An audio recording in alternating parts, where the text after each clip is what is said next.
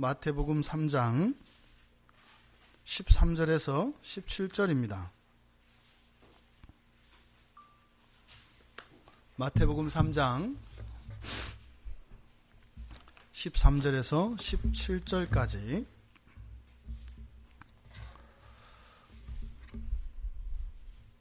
우리 같이 한 목소리로 함께 읽겠습니다. 이때에 예수께서 갈릴리로부터 요단강에 이르러 요한에게 세례를 받으려 하시니 요한이 말려 이르되 내가 당신에게서 세례를 받아야 할 터인데 당신이 내게로 오시나이까? 예수께서 대답하여 이르시되 이제 허락하라. 우리가 이와 같이 하여 모든 의를 이루는 것이 합당하니라 하시니 이에 요한이 허락하는지라. 예수께서 세례를 받으시고 곧 물에서 올라오실새 하늘이 열리고 하나님의 성령이 비둘기같이 내려 자기 위에 임하심을 보시더니 하늘로부터 소리가 있어 말씀하시되 이는 내 사랑하는 아들이요 내 기뻐하는 자라 하시니라. 아멘. 잠시 기도하겠습니다.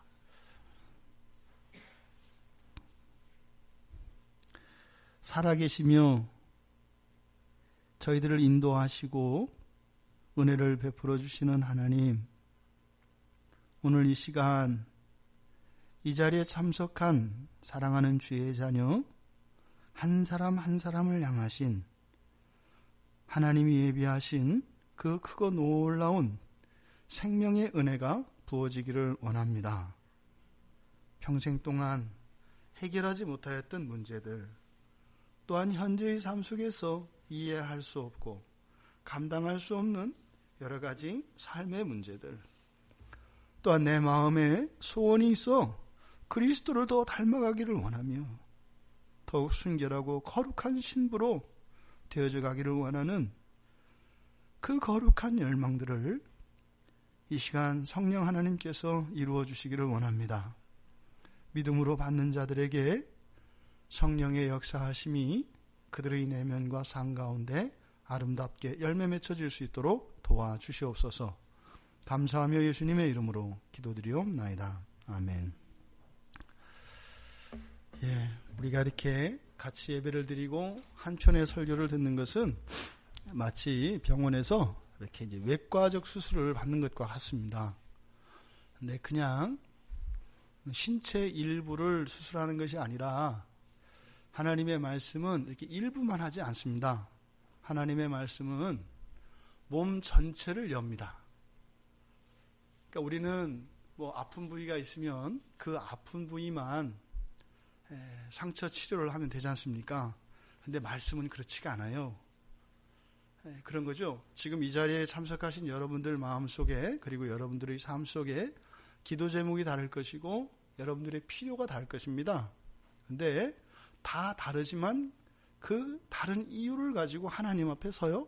그러면 하나님께서는 나에게 필요한 것, 내가 소원하는 그것 하나가 아니라 말씀과 함께 성령으로 은혜를 내려주시는데 그 성령의 역사는 생명의 역사입니다. 그러니까요, 나의 전 존재를 새롭게 빚으신다고요. 그러니까 이걸 외과적 수술을 하자면은 아예 머리끝부터 발끝까지 전부 열어서 뼈 마디마디를 새로 맞추고요, 신경과 핏줄을 다시 깔고요, 새로운 근육과 조직과 피부를 주시는 거예요. 이게 성령의 능력입니다. 우리가 자칫 성령의 능력을 오해해서 그냥 뭐 여기는 나는 전 까졌으니까 여기 까진 것만 치료해 주세요 이런 마음으로 갔다가는 그게 잘 안 되는 겁니다. 하나님 앞으로 나오면 하나님은 생명의 창조자이시기 때문에 전 존재를 새롭게 하시는 겁니다. 그러니까 자꾸 우리가 핀트가 안 맞는 거예요. 핀트가. 성령님 힘 다 쓰지 마시고 그냥 조금만 하시면 돼요. 성령님의 능력은 그렇게 되는 게 아니에요. 전 존재를 바꾸십니다. 그러니까 하나님께 나아갈 때는 어떠한 개별적인 사건과 개별적인 이유로 크고 작든지 간에 우리가 나갑니다만 그 앞에 나가는 순간은요, 우리의 전 존재를 드려야 하는 겁니다. 그러면 내가 알고 있는 문제와 이 필요 외에 우리가 미래의 일을 모르지 않아요? 한 치 앞도 모르지 않습니까? 그것을 다 아시는 하나님께서 말씀으로 은혜를 주실 줄 믿습니다. 오늘 이 시간은 이 설교는 여기에 계신 여러분들을 위한 겁니다. 물론 이게 녹음이 돼서 파일로 듣습니다만 설교가 무슨 설교가 됐는지는 알겠죠. 그런데 성령의 역사는 그리스도의 몸 안에 하나 되어질 때 있습니다. 그러니까 말씀이 선포되어지는 그 자리에 나온 자들에게는 분명히 복이 있습니다. 그리고 누누이 말씀드립니다만 평촌 광야교회는 이제는 2막으로 바뀌었어요. 2막으로. 무슨 말이냐면 1막은 일방적으로 부어주시는 은혜입니다. 그게 장년입니다. 나의 열심과 소원과 상관없이 그냥 일방적으로 부어주시는 허니문의 때가 있습니다. 그게 장년입니다. 2막은 사모하는 자들에게 은혜를 주십니다. 이제부터는 진도의 차이가 날 겁니다. 눈에 띄게. 부디 교회와 함께 가정과 나 자신과 더 나아가 우리 민족과 사회가 변화되어지는 이 놀라운 하나님의 은혜의 물줄기에서 뒤처지지 않기를 바랍니다. 사모하시고 간절히 소원을 품으십시오. 그리고 힘을 내십시오. 그리고 하나님이 이루실 일들을 보십시오. 그리고 그것들을 누리시며 하나님께 감사와 찬양으로 영광 돌리시는 여러분들 되시기를 바랍니다. 지금 우리가 다루고 있는 주제는 굉장히 중요한 주제입니다. 성경 안에 모든 것이 다 중요합니다만 이것을 중요하다고 하는 이유는 사실은 우리들의 신앙의 첫 단추, 첫 출발이기 때문입니다. 그리스도에 대한 분명한 이해와 그리스도에 대한 믿음이 우리의 신앙을 힘있게 하고 우리의 신앙을 살아있게 합니다. 그동안 나의 삶 속에 그리고 나의 내면 속에 미적지근하고 갈등하고 망설이며 그리고 알 수 없는 궁금증들이 있었다면 이 그리스도에 대한 분명한 이해와 그리스도에 대한 분명한 믿음을 통해서 여러분들의 삶 속에 진짜 기독교가 무엇인지 경험되어지는 이 시간이 되기를 바랍니다. 어저께 우리는 그리스도의 7가지 유형에 대해서 나눴었죠. 그리고 그 첫 번째 아래로부터의 그리스도, 이 3가지 유형에서 흔히 우리가 알고 있는 왕과 선지자와 제사장이라고 하는 이 3중직이 바로 아래로부터의 그리스도론의 유형이다, 이렇게 말씀을 드렸습니다. 근데 어제 누가가 가지고 있는 그 그리스도론은 보다 대선지자로서 왜 그게 중요해요? 우리가 구원의 복음을 알아야 되고 하나님께 대한 그 진리를 알지 못하면 우리는 죄에서 벗어날 수 없기 때문에 그 하나님의 계시가 절대적으로 필요하기 때문에 그래서 구약에 예언되었던 모든 하나님의 계시가 예수 그리스도를 통해서 나타나고 단지 나타날 뿐만 아니라 그 성취가 이루어지는 것이기 때문에 바로 대선지자 그리스도이신 예수에 대해서 누가가 가장 강조하고 있다고 말씀을 드렸습니다. 오늘은 두 번째로 대제사장 그리스도입니다.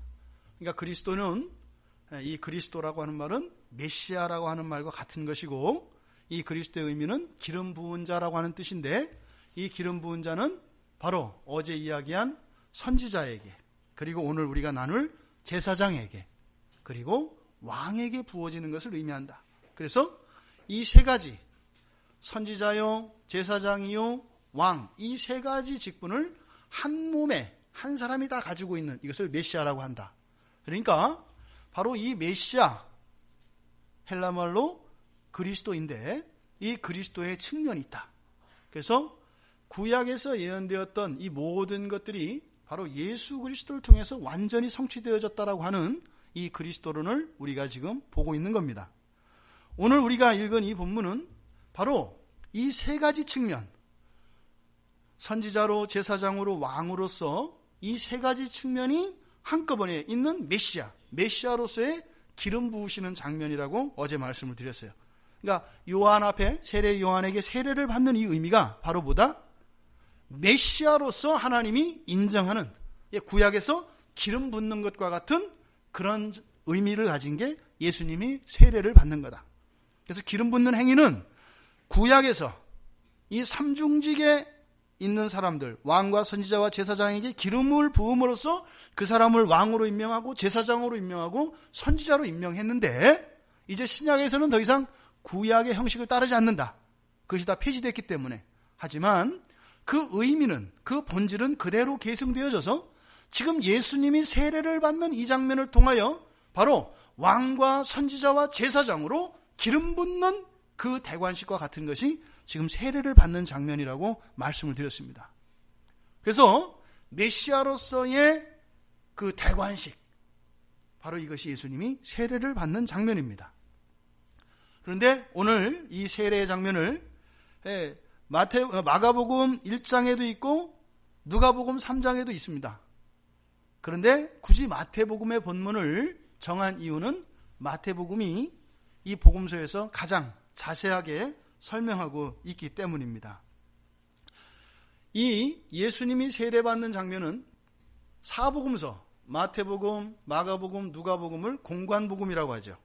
예수님의 사역과 공생애에 대해서 기록한 것이기 때문에 사건이 공통적으로 들어가는 거 있고 따로따로 있는 거 있습니다만, 바로 예수님이 그 공생애의 기간에 있었던 사역을 가지고 진술한 것이 세 개의 복음서입니다. 그래서 이거를 공통되다, 그래서 공관이라고 그래요.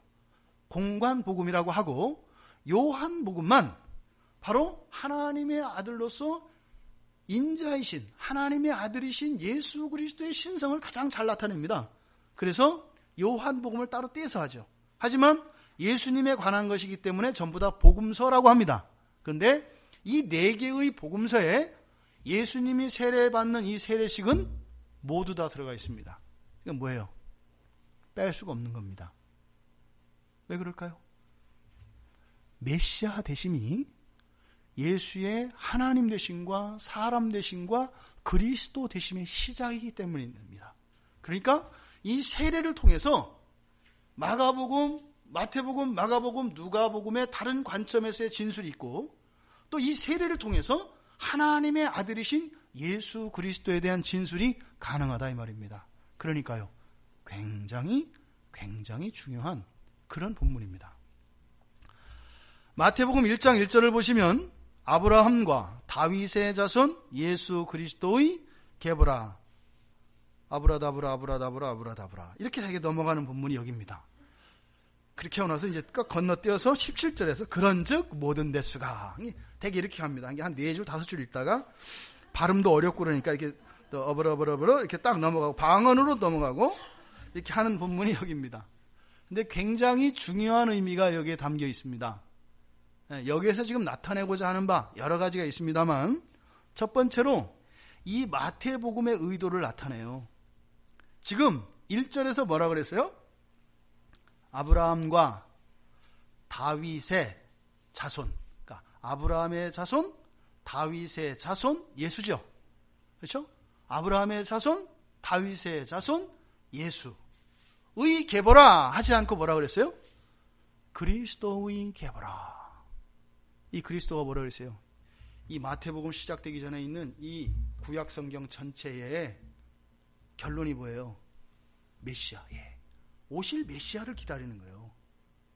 구약 성경의 결론은 그겁니다. 메시아가 오신다. 그분만 오시면 된다. 이게 구약 성경의 결론입니다.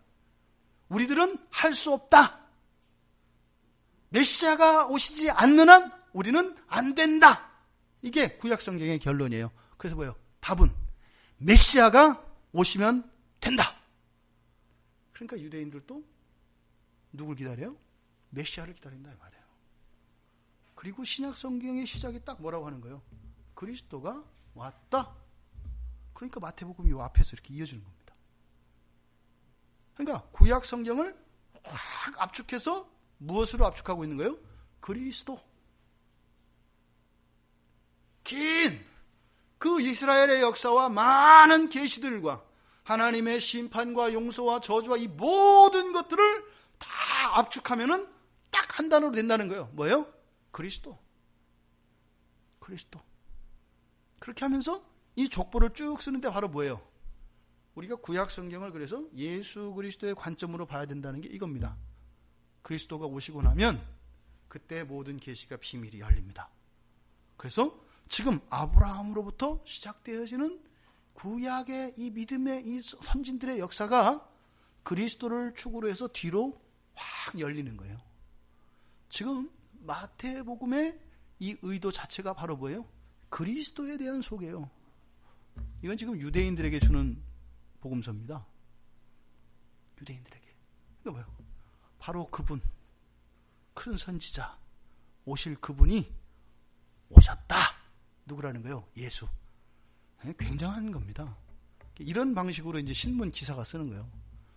신문 기사가 보통 우리 글 쓰는 방식이 이게 삼각형 구도가 있고 역삼각형 구도가 이렇게 있잖아요. 그래서 보통 신문 기사는 삼각형 구도를 씁니다. 그러니까 뭐예요? 맨 첫 줄만 읽으면 내용 알아요. 그 신문은 다 안 봐도 다 얘기할 수 있어요. 그렇죠? 왜? 가장 중요한 걸 앞에 땅 터뜨리기 때문에. 그 다음에 조금 자세하게 설명을 해요. 조금 더 읽으면 조금 더 자세하게 하는 거예요. 조금 더 자세하게 하는 거예요. 이게 신문 기사를 쓰는 방식입니다. 우리 청소년들은 기자 되고 싶은 사람이 있으면 글쓰기를 그렇게 연습을 해야 돼요. 그래서 결론을 얘기하고 그거를 조금 더 설명해서 해야 돼요. 점점 궁금하게. 그리고 읽을 때마다 뭐 남는 게 있게. 그래서 하나의 정보들을 조금씩 이렇게 삼각형 구도로. 이게 뭐겠어요? 사람의 관심을 끄는 글쓰기 방법입니다. 마태복음 자체가 그런 거예요. 이렇게 해서 그리스도가 왔다 해놓고 나서 이제 이 그리스도에 대한 이야기를 쭉 풀어나가는 겁니다.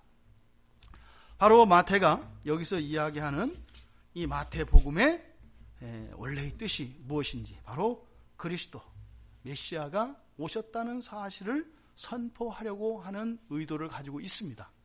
그래서 특별히, 물론 마가도 그리스도에 대한 복음의 선포를 이야기합니다만, 특별히 마태는 이 예수님이 세례를 받는 이 장면을 세 개의 공관복음 안에서 가장 자세하게 설명을 하고 있습니다. 지금 여기서 예수님이 세례를 받으십니다. 그렇다면 이 세례를 받는 게 뭐냐? 예수님이 도대체 세례를 받은 게, 우리가 결론적으로 이것은 메시아로서 인정받는 거다, 기름 부음 받는 거다, 이렇게 결론을 말씀드렸습니다만, 이 세례의 의미가 뭐냐? 우리 요한복음 1장으로 한번 가보겠습니다. 바로 뒤니까. 요한복음 1장 25절에 가면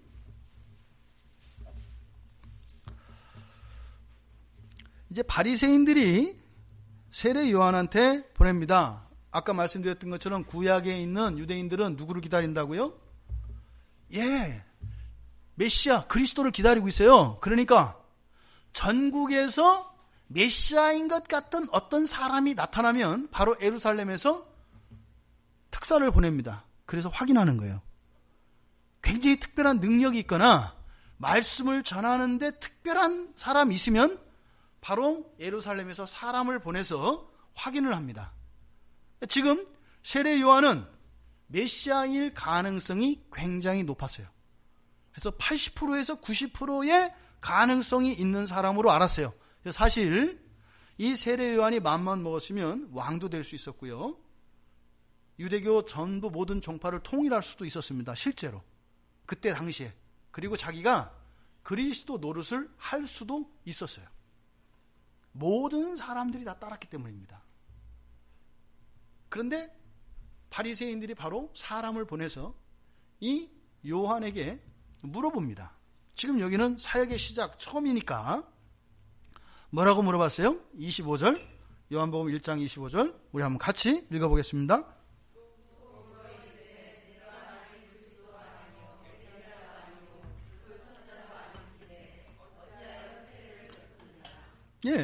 여기서 지금 저희들이 알고자 하는 것은, 지금 이 신약 시대에 이 유대인들에게 있어서 세례의 의미가 바로 뭐라는 거예요?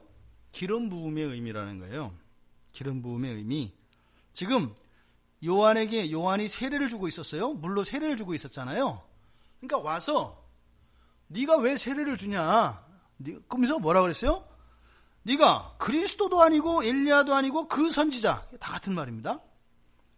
왜 세례를 베푸냐? 그러니까 지금 이들이 가지고 있는 세례관, 세례라는 게 바로 뭐예요? 바로 이 기름 부음을 의미한다 이 말이에요. 왕으로서 선지자로서 대제사장으로서 이 세 가지를 한 몸에 지니고 있는 이 메시아의 기름 부음, 이것을 의미한다라는 거예요. 근데 요한이 뭐라 그래요? 아니다. 그러면서 요한이 나는 물로 세례를 베푼다. 나는 메시아가 아니다 이 말입니다. 그래서 세례 요한은 자신이 메시아가 아니라 이제 성령으로 세례를 주는 그분이 오실 건데, 나는 그분을 알리기 위해서, 그분을 이스라엘에 나타내기 위해서 자기가 신이 세례를 준다 그래요. 31절에서. 그러니까 세례 요한이 세례를 주는 목적은 구원하기 위한 것도 아니고, 세례 요한을 통해서 죄 씻음의 이 회개를 선포하고 세례를 줬습니다만, 이런 모든 사역의 목적이 바로 뭐였다는 거예요? 그리스도가 어떤 분인지를 이렇게 가리키는 사명이라는 거예요. 그러니까 사람들로 하여금 세례 요한의 사역을 보고 하나님의 권능과 성령의 역사를 보게 했습니다. 근데 그렇게 한 것은 뭐라는 거예요? 이 세례 요한의 입을 통해서 바로 메시아가 누구인지를 지목할 수 있는 그런 사명을 주셨다는 거예요. 그러니까요, 세례 요한이 이렇게 했다가 이렇게 하면 내가 된다 이 말이에요. 가리키는 사람이 메시아 된다 이 말이에요. 그러니까 인간적으로 그런 말 안 들었겠어요? 오늘날 보면 충분히 들었을 가능성이 많아요. 충분히 그랬을 가능성이 많아요. 그러니까 여기서는 뭐 전혀 그런 인간적인 번민이나 갈등 이런 거 없었습니다만, 뭐 세례 요한도 우리하고 그렇게 다르지 않아요. 똑같은 사람이거든요. 예, 훌륭한 것 같지만 가보면 다 별거 없어요. 다 고만고만해요. 그러니까 성경은 항상 어떻게 그래요? 사람을 보지 말고 오직 예수 그리스도만 보라 그래요. 근데 자꾸 우리는 어떻게 해요? 일단 사람을 보고 나서 얘기하자 그러죠. 그게 이스라엘의 왕의 역사가 시작되는 거예요. 일단 눈에 보이는 사람을 세워달라는 거예요. 그러니까 여러분들도 그러시잖아요. 여러분들도 교회 안에서 누구를 봐요? 예수를 보라고 맨날 목사가 얘기하는데 자꾸 나는 목사님만 보여 이러는 거예요. 그리고 나서 아이고 목사님 저거밖에 안 되네 이러고 교회를 떠나요. 이게 말을 왜 이렇게 안 듣는지 모르겠어요. 성경 말을, 제 말이 아니라. 이 세상이 믿음의 대상은 누구밖에 없어요? 예수밖에 없어요. 원래 그렇다니까요. 혼자 착각하고, 혼자 그렇게 하고, 혼자 사랑하고, 혼자 미워하고, 혼자 실망하고, 원맨쇼죠. 기억하십시오. 믿음의 대상은 오직 예수 그리스도 한 분입니다. 머리 대신 그리스도를 우리가 다 함께 바라보고 가는 겁니다. 세례 요한도 마찬가지죠. 세례 요한은요, 그 고비를 잘 넘겼습니다. 그래서 이 세례 요한이 예수님을 가리키죠. 바로 저분이 메시아다. 그래서 이 구약의 그 마지막 계시, 메시아가 누구인지를, 그 계시를 완성시키는 영광스러운 역할을 맡았던 게 세례 요한입니다. 가장 큰 시험을 받은 사람일 거예요. 사람 중에는 가장 큰 시험. 왜? 메시아를 지목할 수 있는 권리가 있었는데 그것을 자기가 갖지 않고 주께 영광을 돌렸으니까. 우리들은 원래 하나님 건데도 그것도 아니고 자꾸 우리가 뺏으려고 하는 우리하고는 좀 많이 다르죠? 요한은 자기가 가질 수도 있었는데 갖지 않고 그리스도께 돌려드린 거예요. 굉장한 겁니다. 그런데 세례 후에 어쨌든 요한이 어떻게 했어요? 예수님께 세례를 주셨어요. 그런데 본문을 잠깐 보니까 예수님이 오셨을 때 사실은 이미 예수님이 어떤 분인지 요한이 알았어요? 몰랐어요? 알았어요. 왜요? 이때 예수께서 갈릴리로부터, 마태복음입니다. 3장 13절 보니까 요단강 앞에 이르러 요단에게 세례를 받으려고 하니까 요한이 어떻게 했대요? 말렸대요. 그리고 어떻게 해요? 아이고 제가 예수님한테 세례를 받아야죠. 이렇게 말했다는 거예요. 안 거예요. 그런데 예수님의 말씀이 의미심장합니다. 허락하세요가 아니라 허락하라. 명령형으로 되어 있어요. 그러니까 누가 누구를 허락하는 건지 모르겠어요. 허락하라. 그러면서 세례를 요한이 예수님에게 주는 것이 뭐라 그래요? 15절 하반절에서 모든 의를 이루는 것이라고 말해요. 세례 요한이 세례 요한이 예수님에게 세례를 주는 것이 뭐다? 모든 의를 이루는 것이다. 이 모든 의를 이룬다는 의미가 어떤 거겠어요? 바로 구약으로부터 계속되었던 이스라엘의 범죄, 이스라엘이 이렇게 살아왔던 게 뭐예요? 이 의를 이루기 위한 겁니다. 이것을 우리말로 하면 구원이죠. 구원을 위해서 이 의를 이루기 위한 거예요. 그런데 지금 예수님에게 세례 요한이 세례를 주는 것이 모든 의를 이루는 것이라고 해요. 그러니까 바로 뭐예요? 메시아. 그렇게 하려고 해도 안 됐던 그 구약의 소원. 근데 그 소원이 어떻게 이루어진다? 메시아가 오시면 이루어진다. 그러니까 네가 나한테 세례하는 것, 이게 뭐다? 나를 메시아로 인정하는 것이기 때문에, 메시아의 됨을 선포하는 것이기 때문에 모든 의를 이루는 것이다 라고 예수님께서 이야기를 하신 겁니다. 그래서 요한이 세례를 줍니다. 그래서 세례를 받으세요. 세례를 받으시고 물에서 올라오실새 하늘이 열립니다. 이때 하늘이 열린다는 건 뭘까요? 열렸나 보다 이러시면은 이게 감동이 안 오는 거예요. 성경에서 있는 삼층천의 개념이 있다고 그랬죠. 그렇죠? 이 히브리 사람들에게는 하늘 개념이 삼층천 개념입니다. 지구 대기권 안에 있는 이렇게 새들이 날아다니고 구름이 떠다니는, 비행기가 날아다니는 이 하늘, 이걸 뚫고 갈 수 있어요, 없어요? 원래는 못 가는 거예요. 아무리 비행기가 전속력으로 달려도 엄청 앞으로 가는 것 같은데 그냥 지구 안에서 뱅뱅뱅 돌게 돼 있는 거예요. 지구 중력을 못 벗어나니까. 비행기는 제 딴에는 그냥 가는 거예요, 계속. 그런데 그냥 계속 돌아요. 이런 거 이제 사람한테 이런 일이 일어나면 이제 귀신 들렸다 이러는 거라 했죠. 무조건 뛰었는데 제자리 이제 귀신 들렸다 이런 거죠. 근데 그걸 뚫고 가는 게 이제 과학의 발전으로 로켓가 생긴 거죠, 그렇죠? 그래서 그 너머 하늘도 사실은 이때 당시에 사람들에게는 다다를 수 없는 하늘이었어요. 해가 떠 있고 달이 떠 있고 별이 있는 그 하늘도 사실은 다다를 수 없는 곳이었어요. 그런데 거기는 눈에는 보이잖아요. 다다를 수 없지만 눈에 보이는 곳이 있고 눈에 보이지 않는 그 하늘. 그래서 세 개의 하늘 개념이 있었습니다. 근데 지금 여기서 세례받고 올라오실 때 하늘이 열렸다 이 말은 뭐냐요? 삼층천이 열린 걸 의미합니다. 저도 뭔지는 몰라요. 이게 뭐 오늘날 잘못해 약 오존층 파괴 뭐 이런 거하고는 다른 거예요. 그러니까 대기권과 우주와 하나님 다 있는 곳까지 어떻게 해요? 길이 열린 거예요, 이렇게. 뭔지는 몰라요. 이거와 비슷한 사건이 스데반이 순교했을 때 일어납니다. 스데반이 죽기 직전에요, 보호자 위에서 벌떡 일어나신 예수 그리스도를 봐요. 그러니까 이게 그냥 픽션이 아니에요. 이거를 본 사람이 있는 거예요. 하늘이 열리는 사건이 일어나는 거예요. 우주 속에는 뭐 블랙홀이 있어서 막 빨아들인다고 하는데 그 정도가 아니라 우주 전체가, 그러니까 홍해 사건이 홍해라고 하는 바다만 갈랐잖아요. 근데 지금 여기서는요, 홍해는 아무것도 아닌 거예요. 우주 전체를 그냥 갈라버리는 거예요. 그리고 하나님이 계신 그곳에 하나님의 영광이 쏟아지는 거예요. 이게 하늘이 열렸다는 뜻이에요. 그리고 거기서요, 성령이 비둘기같이 내려오셨다고 합니다. 이게 무슨 말인가? 비둘기같이 성령이 임했다고 하는데 도대체 이게 무슨 말인가? 그런데 이거를 하늘이 열리고 하나님의 성령이 비둘기같이 자기 위에 임하심을 보시더니, 그러니까 누가 본 거예요? 예수님이 보신 거예요. 예수님이 하늘이 열리는 거를. 이걸 어떻게 썼겠어요? 알려주신 거예요, 예수님이.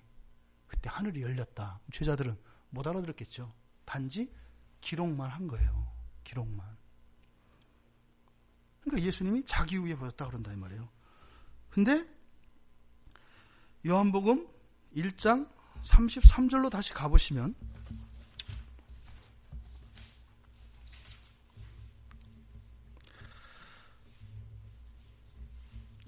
요한이 지금 이 사건을 기록하고 있는데 1장 33절에 보니까 이렇게 되어 있습니다. 나도 그를 알지 못하였으나 나를 보내어 물로 세례를 베풀라 하신 그 이가 누구야? 하나님이시잖아요. 그죠? 하나님이 나한테 말씀하셨는데 성령이 내려서 누구 위에든지 머무는 것을 보거든 그 사람이 곧 성령으로 베푸는 이 메시아. 그죠? 그렇죠? 그러니까 요한도, 이 세례 요한도 누가 메시아인지는 몰랐어요. 그런데 하나님이 이 요한에게 계시를 하신 거예요. 너 있잖아, 하늘에서 이렇게 성령이 내릴 거다. 그러니까 사실 이게 뭔지 몰라요. 요한도 성령이 내린다는 의미가 어떤 사람에게든 그 사람에게 그런 성령이 내리는 임하는 그 일이 있거든. 그 사람이 메시아인 줄 알아라. 세례 요한한테 알려주셨다는 거예요. 아마 광야에 있을 때 알려주셨겠죠. 그래서 그 메시아를 기다리는 거예요. 그래서 계속 세례를 주는 거예요. 왜요? 그때 성령이 임하는 그 사람이 누군지 올지, 그 신데렐라가 그런 거 패러디하는 거 아니에요. 그 발 맞는 신발 찾잖아요. 그러니까 세례 요한의 마음은 어디 있어요? 세례를 주면서 이 사람들 구원받는 게 관심인 대상이 아니에요. 메시아가 누군가 이렇게 오면은 잘생기고 좀 이렇게 경건해 보이고 하면은 저분은 메시아일 가능성이 많아 하면서 얼마나 떨리는 마음으로 세례를 계속 줬겠어요. 근데 성령이 아니매요. 여기저기 가면서 계속 세례를 주는 겁니다. 안 임하는 거예요. 그런데 예수님이 딱 나타났을 때 또 이분 진짜 같은 거예요. 포스가 장난이 아닌 거예요. 그동안 내가 만났던 사람들하고는 뭔가 좀 다른 거예요. 아니나 다를까? 세례를 줬어요. 근데 그때까지는 잘 몰랐단 말이에요. 그럼 요한은 어떻겠어요? 약간 실망했을 수도 있어요. 왜? 또 대화가 됐거든. 영적으로 통했잖아요. 당신이 저한테 세례 줘야 되려고 한 거야? 진짜 그런 것처럼 얘기했잖아요.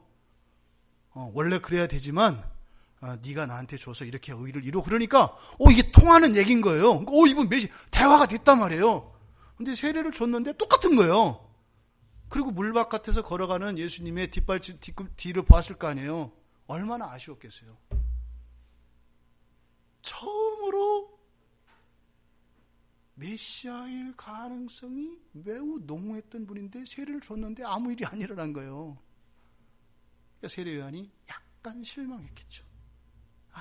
더 기다려야 되나 보다. 그런데 지금 성경에서는 뭐라고요? 예수님이 세례를 받고 물에서 올라오실세. 땅에 딱 섰을 때 어떻게 했다? 하늘이 열리고 성령이 임하는 것을 봤다는 거예요. 누가? 세례 요한도. 예수님이 마태복음에서는 자기라고 했잖아요. 그렇죠? 그랬는데 이거를 34절에 보니까 요한복음 1장 34절에서 뭐라고 해요? 내가 보고 그가 바로 아들이심을 증언하였다.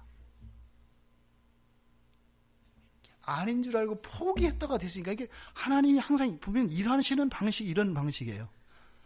딱 포기하게 해서 틀렸다 할 때 딱 하셔가지고 깜짝 놀래키는. 근데 저에게도 그러니까 원래 하나님이 이런 스타일로 일을 하시는 것 같아요. 그러니까 이 깜짝 쇼의 왕? 이렇게 하나님을 얘기할 수 있을 것 같아요. 그러니까 포기했는데 육지로 딱 올라가는 순간 하늘이 열리는 것을 세례 요한도 봤어요.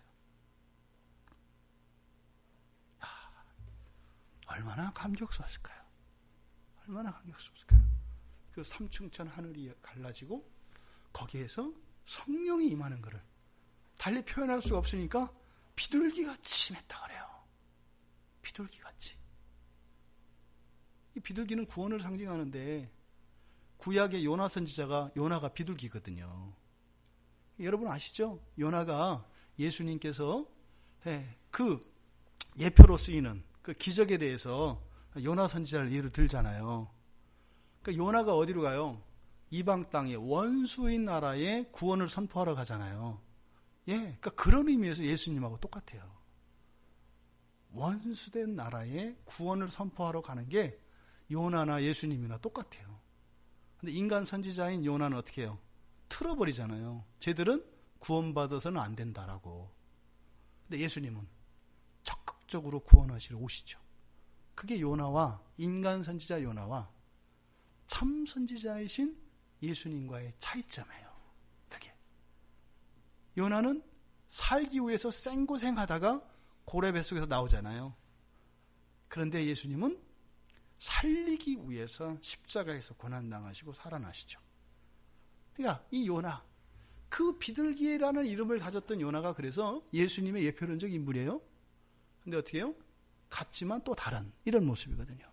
어쨌든 지금 세례 요한도 성령이 어떻게 임했는지 모르겠지만 비둘기같이 임했다. 그러니까 그거를 예수님만 본 게 아니라 뭐다?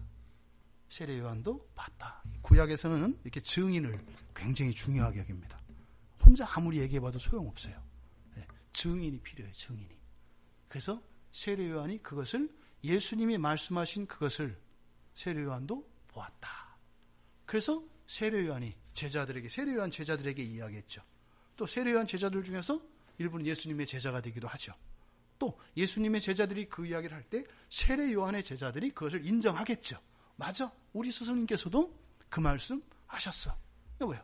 바로 예수가 그리스도라고 하는 확정적인 증언이 이미 있는 겁니다. 법적으로도 이것은 증거 능력을 가지고 있는 거예요. 예수님이 메시아라고 하는 것이요. 바로 하나님의 아들. 그래서 요한복음 1장 34절에서 세례 요한이 뭐라고 얘기했냐면 하나님의 아들이심을 증언한다. 어저께 그 말씀드렸죠? 그리스도론에서 위로부터의 그리스도론. 그것 가운데 네 가지 중에 하나가 뭐였어요? 하나님의 아들이었죠. 그러니까 바로 그리스도에 대한 표현입니다. 인자, 하나님의 말씀 전부 다 이게 그리스도에 대한 이야기라고 그랬죠. 천사보다 뛰어난 존재. 이게 다 그리스도에 대한 호칭들입니다. 자, 그렇다면 성령이 비둘기같이 임했다는 이 의미, 이게 뭘까? 이거를 알기 위해서 우리가 사도행전으로 갑니다. 사도행전 10장 38절입니다.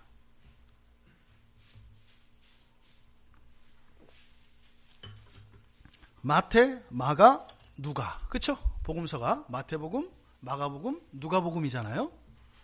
누가복음의 저자인 누가가 예수님 세례받는 사건에 대해서 아주 간단하게 누가복음에서 기록하고 있습니다.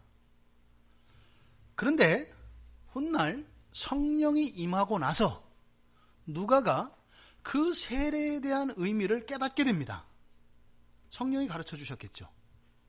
그래서 그때 누가복음에서 예수님이 세례받는 사건에 대해서 단지 이렇게 기사를 기록하는 정도로 이렇게 예수님이 요한에게 세례를 받았다.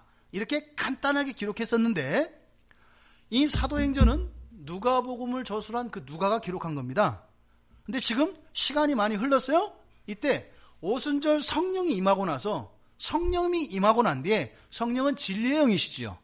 그래서 구약에 대한 이런 해석들과 새로운 이해, 새로운 지식들을 또 성령이 가르쳐 주십니다.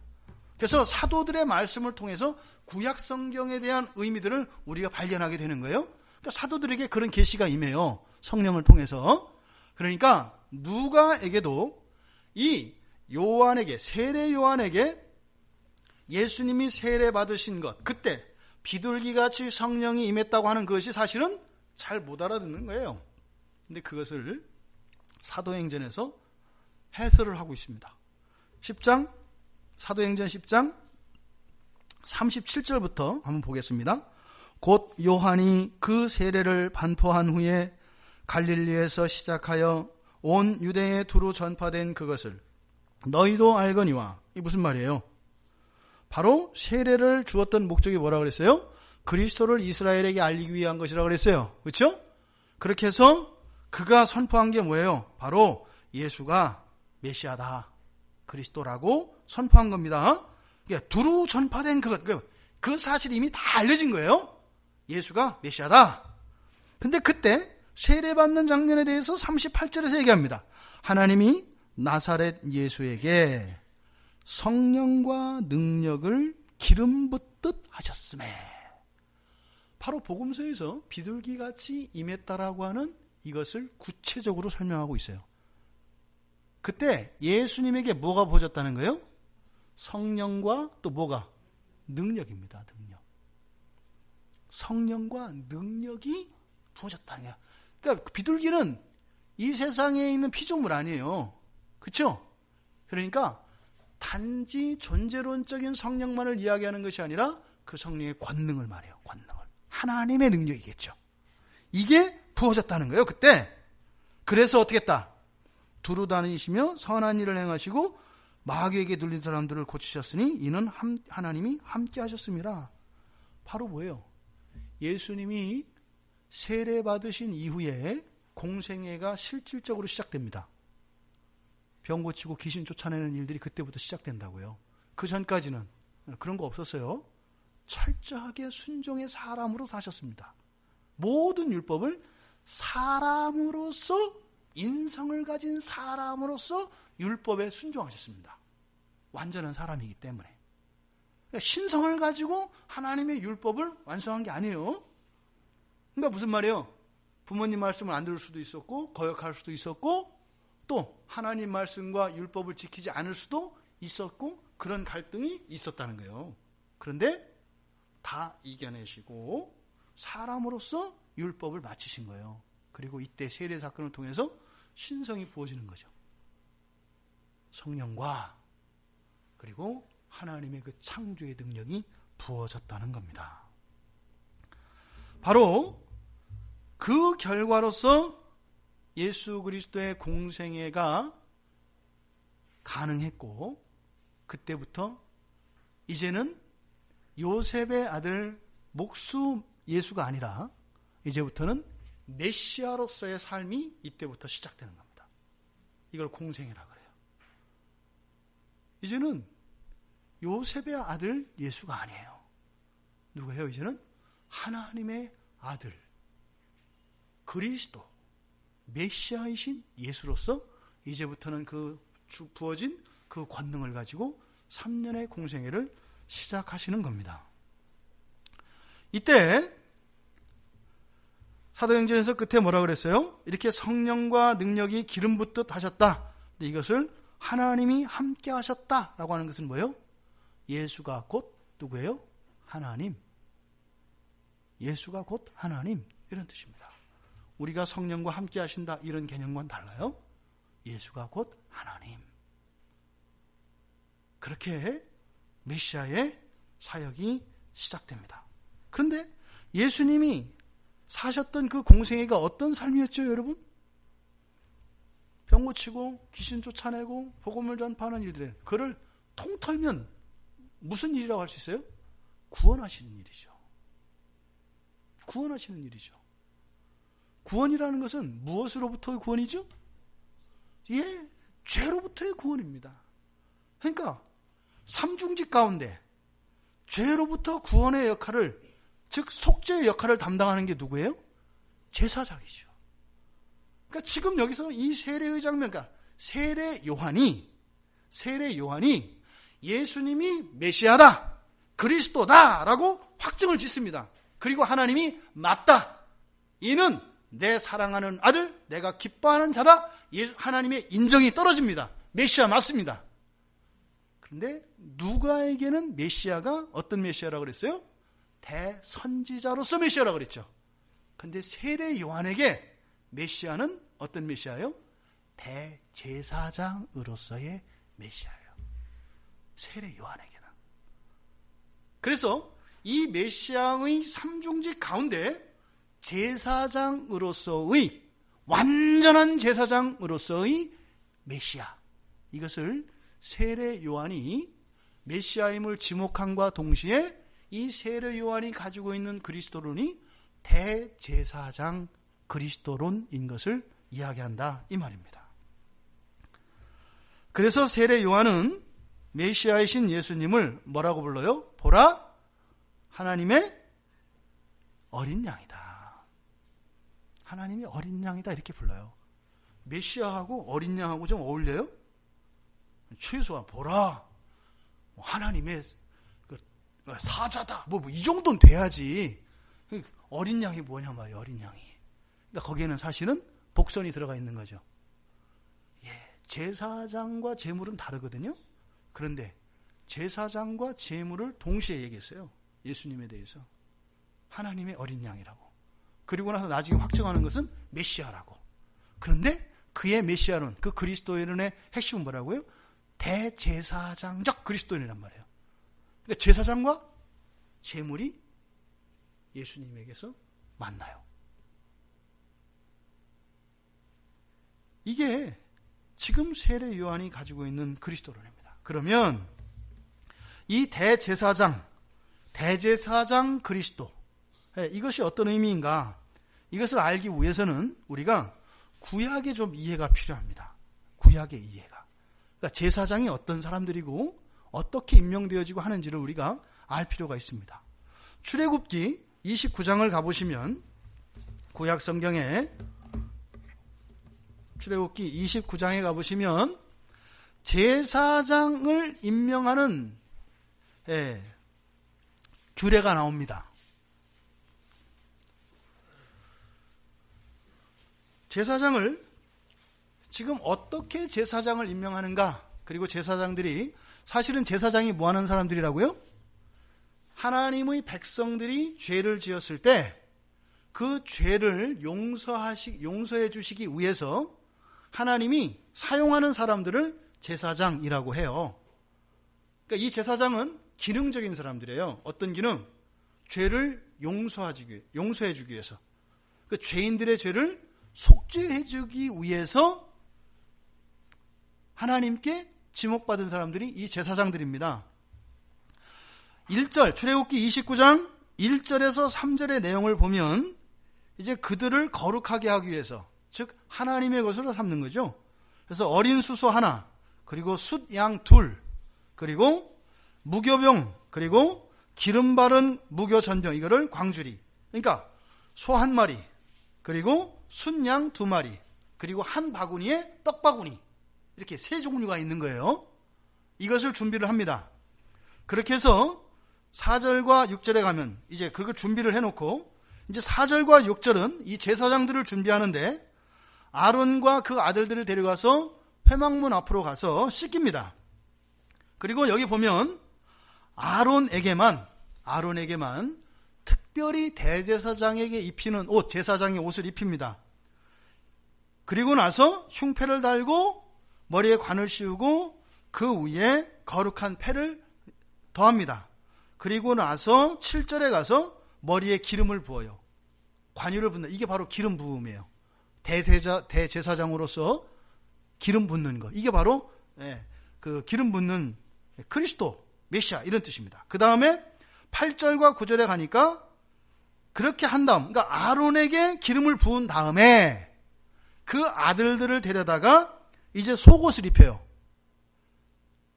대제사장을 먼저 임명을 해서 옷을 입힌 다음에, 그 다음에 이제 그 아들들에게 깨끗한 속옷을 입힙니다. 그리고 그들에게 띠를 띄우고 관을 씌워서 제사장으로 삼습니다. 그리고 준비했던 그 제물, 숫송아지와 양 두 마리와 한 바구니에 떡 바구니가 있다고 그랬잖아요. 그래서 숫송아지를 잡습니다. 그래서 그 피를 이렇게 네 손가락으로 제단에 이제 네 뿔이 있거든요. 제단 뿔에다가 바른 다음에 나머지 피는 밑에다가 쏟아버립니다.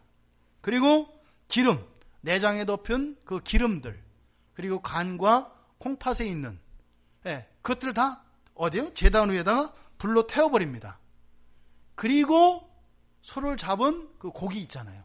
고기와 또 그 가죽, 그리고 내장에 있던 이런 배설물, 이 모든 것을 진 바깥으로 가져가서 다 불살라버립니다. 이것이 속죄제입니다.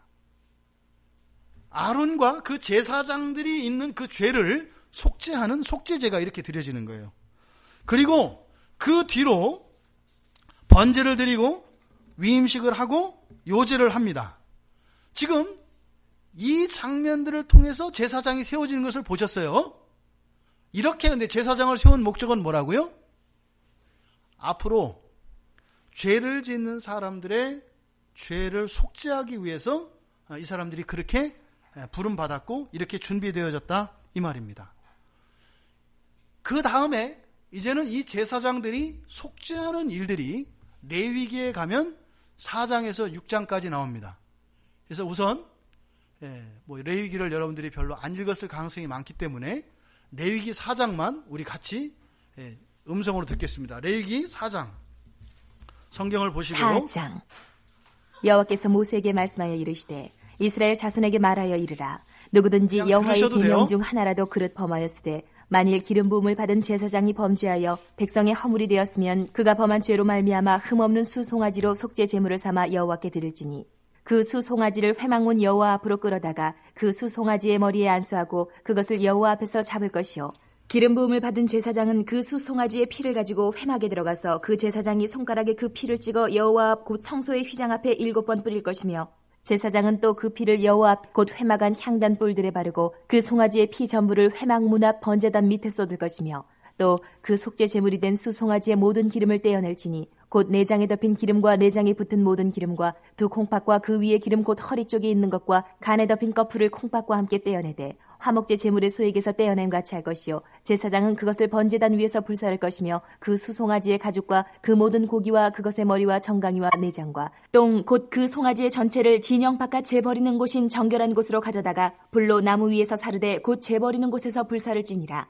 만일 이스라엘 온 회중이 여호와의 계명 중 하나라도 부지 중에 범하여 허물이 있으나 스스로 깨닫지 못하다가 그 범한 죄를 깨달으면 회중은 수송아지를 속죄제로 드릴지니 그것을 회막 앞으로 끌어다가 회중의 장로들이 여호와 앞에서 그 수송아지 머리에 안수하고 그것을 여호와 앞에서 잡을 것이요 기름 부음을 받은 제사장은 그 수송아지의 피를 가지고 회막에 들어가서 그 제사장이 손가락으로 그 피를 찍어 여호와 앞 휘장 앞에 7번 뿌릴 것이며 또 그 피로 회막 안 여호와 앞에 있는 제단 뿔들에 바르고 그 피 전부는 회막 문 앞 번제단 밑에 쏟을 것이며 그것의 기름은 다 떼어 제단 위에서 불사르되 그 송아지를 속죄제의 수송아지에게 한 것 같이 할지며 제사장이 그것으로 회중을 위하여 속죄한즉 그들이 사함을 받으리라. 그는 그 수송아지를 진영 밖으로 가져다가 첫 번 수송아지를 사름같이 불사를 지니 이는 회중의 속죄제니라. 만일 족장이 그의 하나님 여호와의 계명 중 하나라도 부지 중에 범하여 허물이 있었는데 그가 범한 죄를 누가 그에게 깨우쳐주면 그는 흠없는 숫염소를 예물로 가져다가 그 숫염소의 머리에 안수하고 여호와 번제물을 잡는 곳에서 잡을지니 이는 속죄제라. 제사장은 그 속죄 제물의 피를 손가락에 찍어 번제단 뿔들에 바르고 그 피는 번제단 밑에 쏟고 그 모든 기름은 화목제 제물의 기름같이 제단 위에서 불사를 지니 이같이 제사장이 그 범한 죄에 대하여 그를 위하여 속죄한즉 그가 사함을 얻으리라. 만일 평민의 한 사람이 여호와의 계명 중 하나라도 부지 중에 범하여 허물이 있었는데 그가 범한 죄를 누가 그에게 깨우쳐주면 그는 흠없는 암염소를 끌고 와서 그 범한 죄로 말미암아 그것을 예물로 삼아 그 속죄 제물의 머리에 안수하고 그 제물을 번제물을 잡는 곳에서 잡을 것이요 제사장은 손가락으로 그 피를 찍어 번제단 뿔들에 바르고 그 피 전부를 제단 밑에 쏟고 그 모든 기름을 화목제물의 기름을 떼어낸 것 같이 떼어내 제단 위에서 불살라 여호와께 향기롭게 할지니 제사장이 그를 위하여 속죄한즉 그가 사함을 받으리라. 그가 만일 어린 양을 속죄 제물로 가져오려거든 흠없는 암컷을 끌어다가 그 속죄제 제물의 머리에 안수하고 번제물을 잡는 곳에서 속죄 제물로 잡을 것이요 제사장은 그 속죄 제물의 피를 손가락으로 찍어 번제단 뿔들에 바르고 그 피는 전부 제단 밑에 쏟고 그 모든 기름을 화목제 어린 양의 기름을 떼낸 것 같이 떼내어 제단이 여호와의 화제물 위에서 불사를 지니 이같이 제사장이 그가 범한 죄에 대하여 그를 위하여 속죄한즉 그가 사함을 받으리라. 네. 지금 여기에 나온 내용들 제물을 계속 잡습니다. 잡고 가르고 피를 뿌리고 태우고 이게 죄를 용서받는 방법입니다. 이 원리는 동일합니다. 하나의 죄에 대해서는 하나의 제물이 필요합니다. 이 일을 위해서 대제사장이 기름 부음을 받는 겁니다. 그런데 이 제물에 공통된 내용들이 나오죠. 제물에 무엇이 있으면 안 돼요? 흠이 있으면 안 됩니다. 또 아까 우리가 앞에서 보았던 것처럼 제사장들에게도 흠이 있으면 안 됩니다.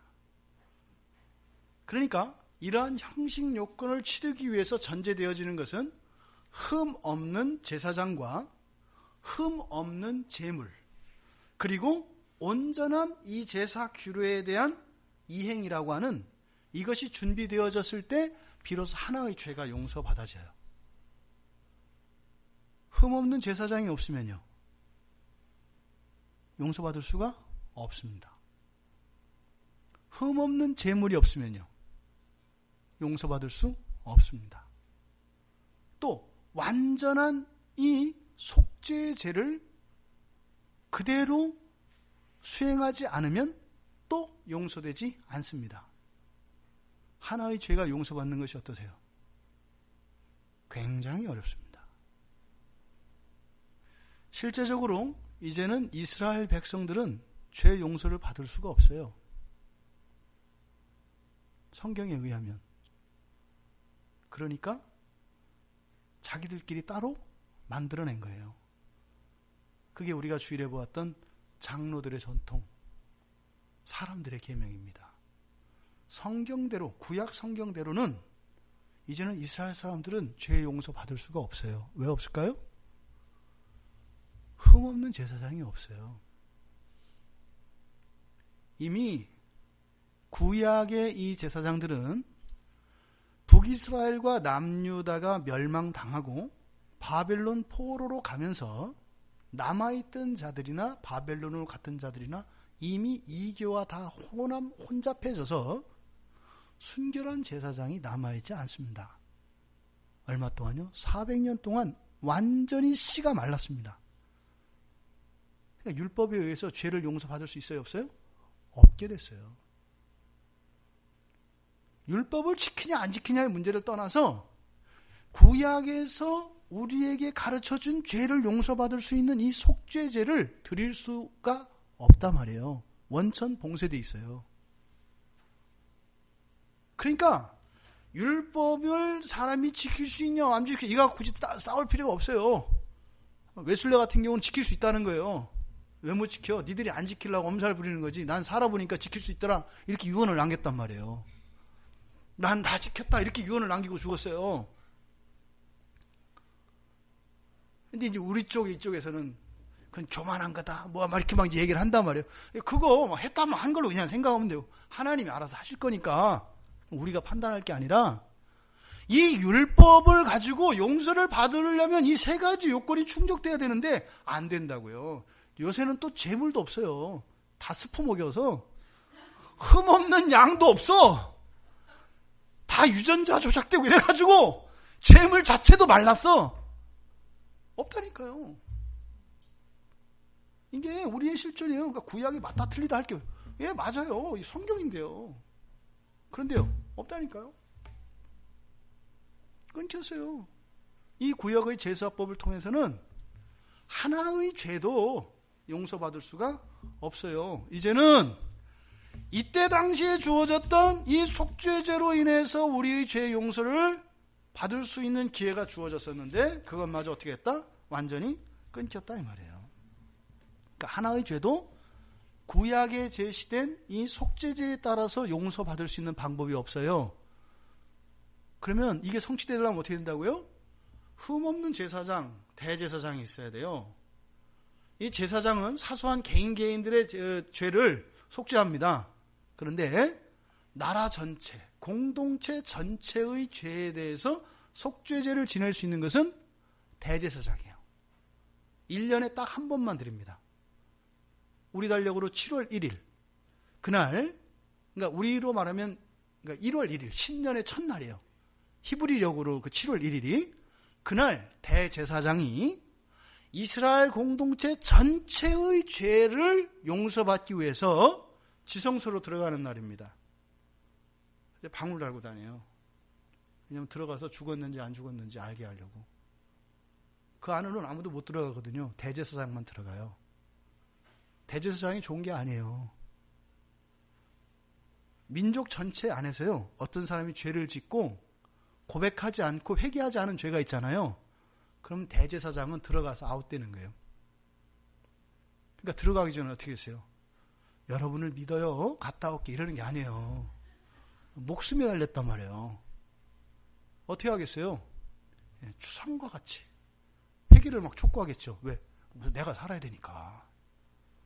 니네들 죄 용서하는 거 용서, 나도 살아야 되니까. 들어갔다 살아나와야 되니까. 그러니까 어떻게 해요? 율법들을 다 낭독합니다. 이런 죄, 이런 죄, 이런 죄, 이런 죄. 퍽퍽퍽퍽 쓰러지겠죠. 가슴을 찢고 통증하겠죠. 율법이 613개의 율법이 쫙 낭독되니까요. 전부 다. 그럼 그 안에 걸려든 사람들은 그때 회개하고 하나님께 용서를 구하는 거예요. 근데 그 자리에서 아주 마음이 딱딱한 한 사람이 있었어요. 대제사장 아웃이에요? 아웃이에요. 그러면 딱 들어갈 때 그래서 못으로 허리띠를 맵니다. 바깥에서. 그래서 그 극성맞은 어린아기들 둘 때 집에서 그 기저귀로 묶어놓는 방법.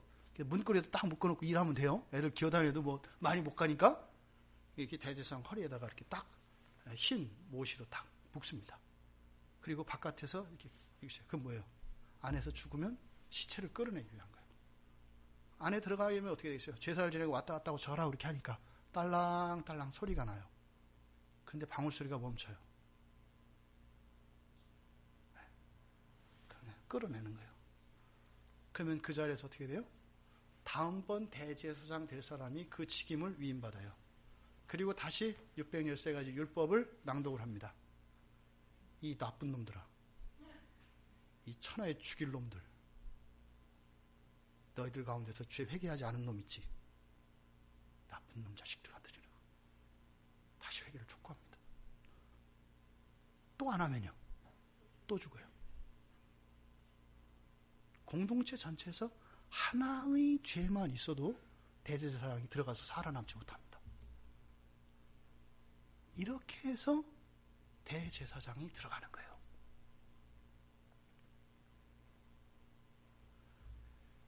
죄의 속죄를 위해서는 우리에게 흠없는 완전한 대제사장이 필요합니다.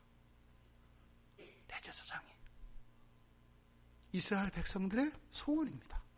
그러니까 바리새인도 계속 좀 뛰어난 사람이 있으면 사람을 보내서 기다리고 있는 거예요. 왜? 바리새인들은 율법에 정통한 사람들이기 때문에 자신들의 죄가 지금 속죄되지 않고 있다는 걸, 수백 년 동안 이스라엘의 죄가 쌓이고 있다는 걸 알아요. 바리새인들은 누구보다 잘 알아요. 그러니까 자꾸 예수님 주변을 얼쩡거리는 이유가 아니었으면 좋겠는데 또 한편은 겼으면 좋겠는 거예요. 이게 두 마음인데 이게 계속 알짱알짱 하잖아요. 그리고 흠없는 재물이 필요해요.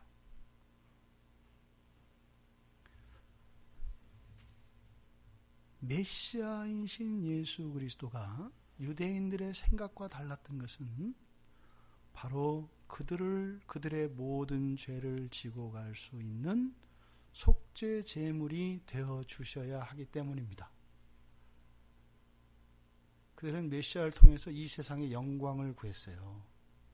근데 죽는데요. 그러면은 소용없어요. 여러분도 그러시잖아요. 구원해 주셔도 여러분 생활에 유익이 안 되면 소용없잖아요. 가버려 안 해요. 내 문제 해결 안 해주는데 구원하면 뭐해. 어차피 죽고 난 뒤에 일어나는 거라며 가버려 이러잖아요. 똑같아요. 바리새인들이 메시아인지 왜 몰라요? 모를 수가 없어요. 그런데요, 알고 보니까 죽는데요. 그 메시아가 오면, 그러니까 유대인들이 바라보았던 그리스도는, 메시아로는 뭐예요? 왕이었죠. 제왕 메시아, 제왕 그리스도론이죠. 이스라엘 사람들이 가지고 있었던 것은. 삼중직이라는 것을 이해 못한다 이 말이에요. 어제 제가 말씀드렸잖아요. 그리스도에 대한 이 삼중직에 대한, 또 하늘로부터 내려오는 이 네 가지, 7가지의 이 그리스도론에 대해서 정확하게 이해하고 있지 않고 그것을 믿지 않으면 안 된다라는 거예요. 그래서 우리의 신앙의 중심에는 이 그리스도론이 있다 이 말입니다. 그러니까 예수 그리스도는 완전한 제사장, 완전한 제물을 위하여 또 삼중직을 가진 그런 메시아로 오신 거예요. 오늘날도 마찬가지죠. 우리가 우리의 한 가지 죄를 용서받을 수 있는 방법이 없습니다. 이 세상의 어느 누구도. 안타깝지만 모두 다 사형 선고를 받으셨습니다. 그냥 사형 선고 정도가 아니라 지옥에서도 아주 깊은 데 들어가게 되어 있습니다. 여러분들이 여러분을 잘 알지 않아요? 좋은 구석보다는 나쁘고 이기적이고 이런 구석이 훨씬 더 많지 않아요? 죄의 풍성한 은혜가 있잖아요, 우리에게는. 죄의 죄를 낳고 죄의 손자를 낳고 새끼를 쳐서 이자로 불리고 적금 들고 거기다 복권 사서 한 500배로 뻥 튀기고 우리에게 있잖아요. 그거 어떻게 할 거예요? 히브리서를 한번 가보겠습니다. 근데 문제는 더 심각한 게 있습니다. 더 심각한 문제가 우리들에게 있는데 그게 뭔가 하면 히브리서 4장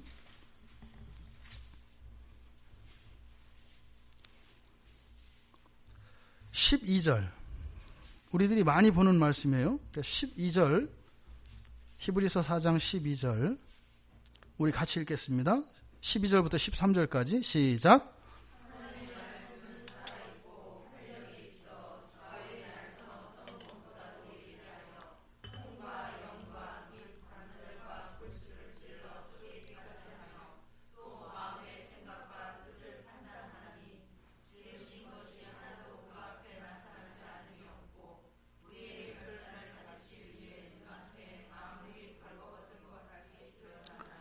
우리가 13절은 안 하고 12절만 많이 읽죠. 그죠?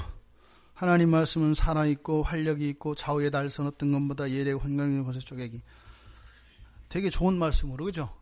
13절을 붙여 읽으니까 이게 함부로 할 수 있는 본문이 아닌 거죠. 13절하고 붙이니까. 요거를 주문으로 12절만 외울 때는 역시 말씀은 능력이 있어 이랬는데 그 능력이 어떤 능력이에요? 13절하고 붙여 읽으니까 그 능력이 어떤 능력이냐고요. 우리의 모든 죄를 다 지적해낸다는 거예요. 여기서 말씀이 살아있고 활력이 있고 예리하고 찔러 쪼개고 하는 이 말씀의 능력이 뭐에 대한 거예요?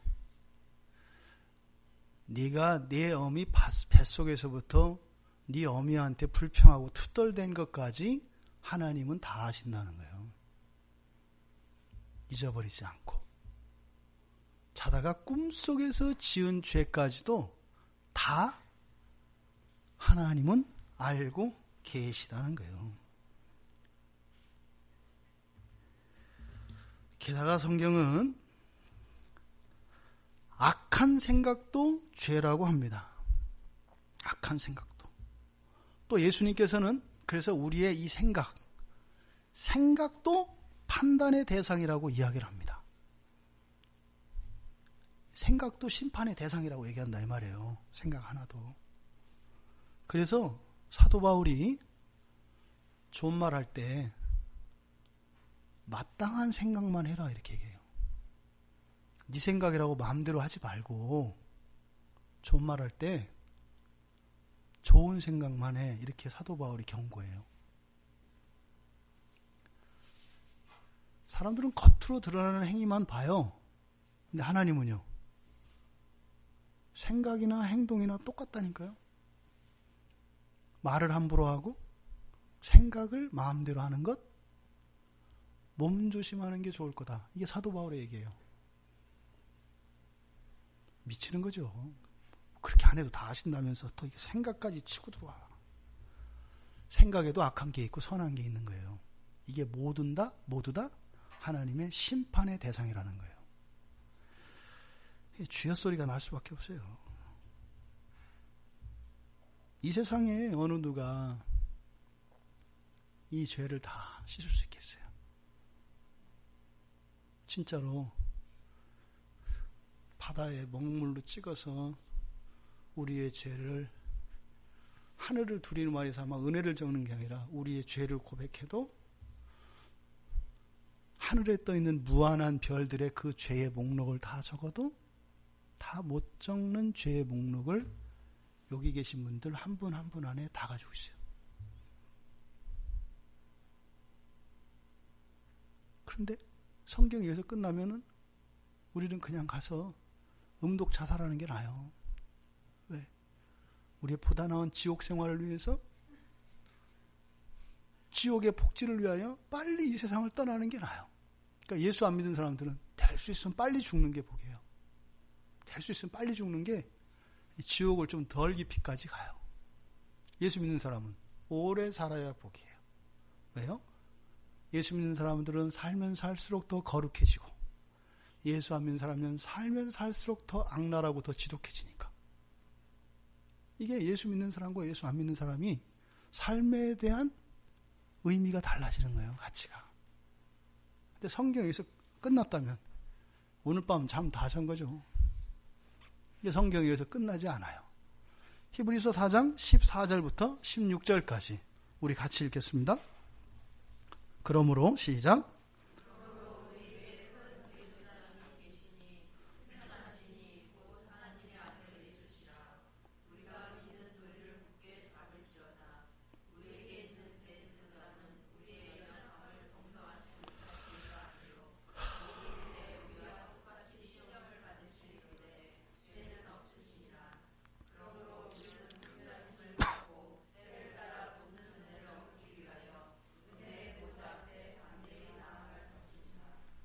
아멘.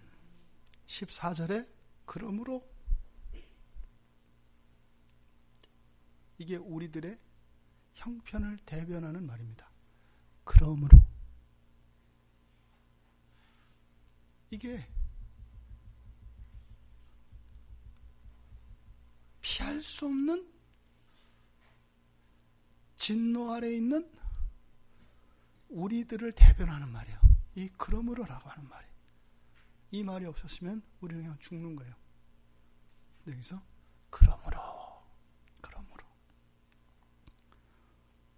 그 어느 누구도 용서받을 수 없으므로, 우리가 용서받을 그 어떤 수단도 없으므로, 그 어떤 죄도 드러나지 않을 수 없으므로, 그럼에도 불구하고 우리의 죄가 계속 커가지 않을 수 없으므로, 이게 그러므로입니다. 그러므로 우리에게 큰 대제사장이 계시다. 그래서 대제사장 그리스도가 계시다는 거예요. 그래서 그러니까 우리의 구원의 근거는 어디에 있는 거예요? 대제사장 되시는 예수 그리스도에게 있다, 이 말입니다. 또 하나님의 어린 양으로서 세례를 받는 이 장면이 메시아로서의 대관식인과 동시에 인류의 모든 죄가 그 머리 위에 얹혀지는 사건입니다. 여러분과 제 안에 있는 그 모든 죄가 그리스도께 다 가는 거예요. 그 순간 우리는 이렇게 용서받고도 내일 또 주실 거예요. 그것까지 여러분들이 잊어버린 것, 여러분들이 일부러 지은 것, 적극적으로 지은 것, 어쩔 수 없이 연약해서 지은 것, 이 모든 죄가 이 세례 시간에 동시에 하나님의 제물로서 흠없는 완전한 무한한 생명의 제물로서 거기에 죄가 얹어지는 겁니다. 세상에 이런 일이 어떻게 일어날 수가 있어요? 메시아로 기름 부어지는 그 순간에 모든 죄의 진노가 동시에 얹혀져요. 어떻게 이런 일이 일어날 수 있겠어요? 우리의 모든 죄가. 그 예수 그리스도가 하나님의 아들 예수,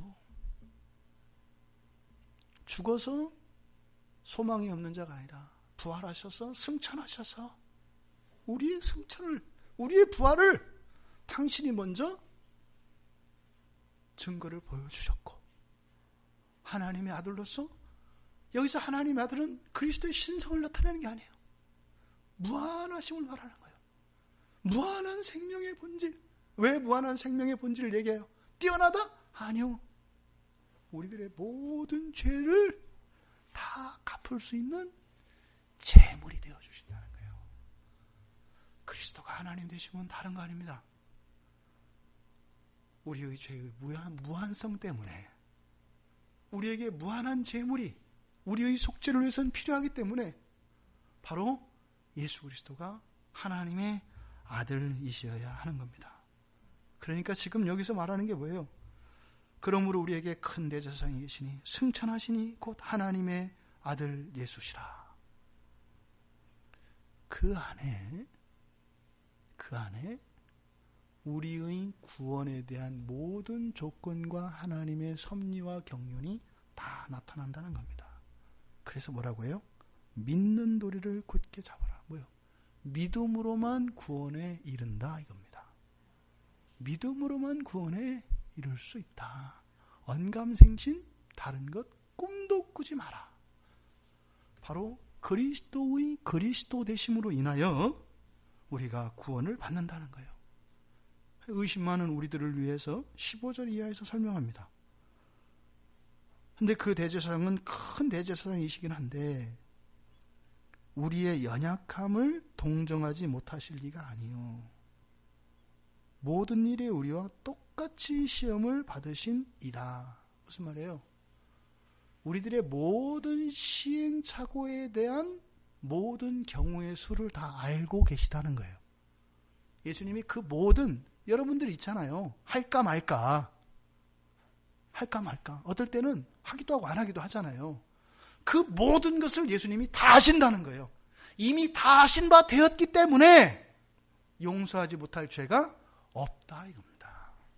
이미 다 아시기 때문에 사람이 지을 수 있는 성경에 기록되지 않은 아주 기발하고 독특한 죄에 대한 유혹과 생각까지도 다 아시기 때문에 이미 예수 그리스도는 우리의 죄를 다 용서해 주실 수 있다는 겁니다. 거기에다가 그리스도는 우리를 긍휼히 여기십니다. 미워하시고 저주하는 것이 아니라 우리를 긍휼히 불쌍히 여기십니다. 그 그리스도의 그 긍휼하심 이외에는 우리에게 소망이 없습니다. 그리고 도와주시는 은혜, 이미 그 도와주시는 은혜는 십자가에서 다 이루셨습니다. 믿음의 도리를 굳게 붙잡고 그 은혜의 보좌 앞에 담대히 나아가라고 합니다. 어저께 우리가 살펴보았던 대선지자 그리스도로는 구원이 무엇인지, 구약에서 예언되었던 이 모든 것들이 이 그리스도, 대선지자 그리스도를 통하여서 모든 축복과 저주가 완성되었다고 말씀을 드렸습니다. 근데 그것이 완성되어지기 위해서는 죄의 문제가 해결되어야 되는데 바로 대제사장 그리스도론을 통하여서 그것이 성취되어진다라는 겁니다. 여러분,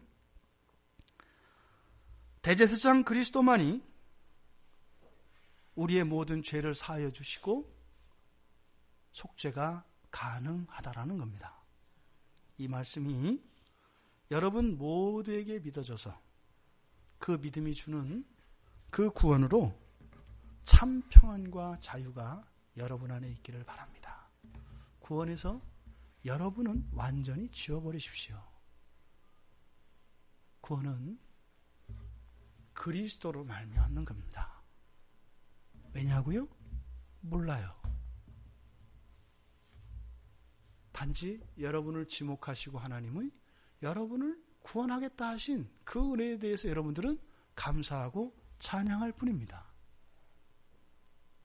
그리스도가 여러분의 구원의 모든 것인 것을 기억하십시오. 여러분이 믿어야 하는 것은 그것입니다.